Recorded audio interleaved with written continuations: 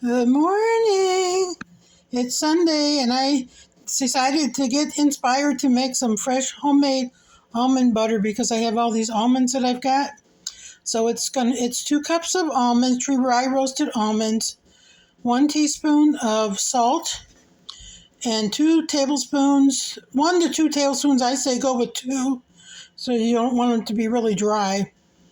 And 2 tablespoons of canola, olive oil, or almond oil, grapeseed, whatever you got.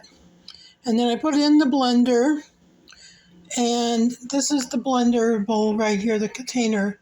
It's very small. It's from Blendtect. So it's just the right size for doing that, for making a nut butter on there.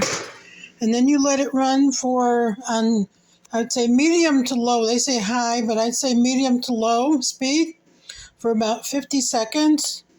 And mine actually came out a little bit loose, kind of not as chunky as I would like it. So I added another 1/2 cup of almonds, and that made it up to 2, and that was perfect.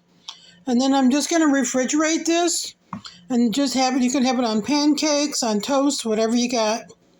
It tastes really good, and I added a little extra salt, and it's just perfect. It's like having kind of similar to having organic peanut butter that you could make the same way. So anyway, it's really delicious, and I wanted to share that, and hope everyone's doing well, and have a great Sunday.